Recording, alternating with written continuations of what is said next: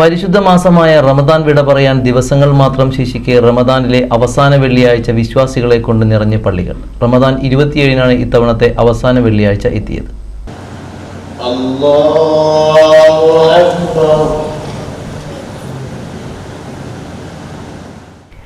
രാവിലെ മുതൽ തന്നെ പള്ളികളിലെത്തിയ വിശ്വാസികൾ ദിക്റുകൾ ചൊല്ലിയും ഖുർആൻ പാരായണം ചെയ്തും ദൈവിക സ്മരണയിൽ മുഴുകി.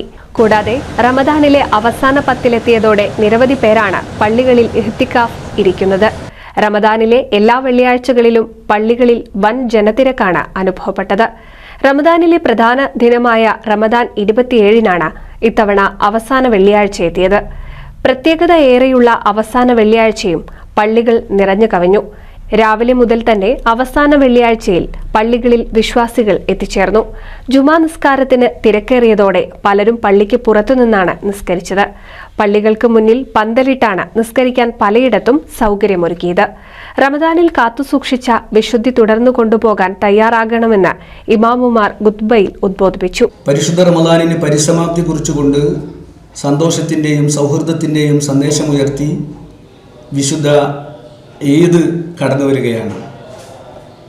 ഒരു മാസക്കാലത്തെ ത്യാഗോജ്ജലമായ ജീവിതം അയവിറക്കുന്ന ആ പരിശുദ്ധിയുടെ പ്രഖ്യാപനമാണ് യഥാർത്ഥത്തിൽ ഈദ്.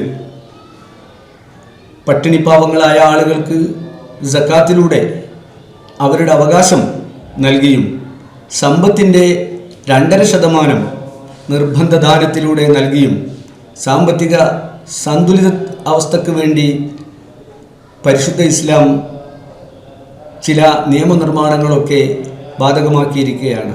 ഇത് സമൂഹത്തിൻ്റെ സമത്വത്തിന് അനിവാര്യമായ ഒന്നാണ്. സമാധാനവും ശാന്തിയുമാണ് ആരാധനകൾ കൊണ്ട് ഇസ്ലാം ഉദ്ദേശിക്കുന്നത്.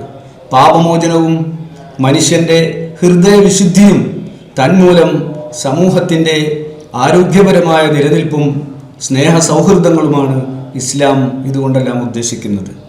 റമദാനിലെ അവസാന വെള്ളിയാഴ്ചയിൽ വിശ്വാസികൾ ഏറെ നേരം പ്രാർത്ഥനകളിൽ മുഴുകി. News desk NCV.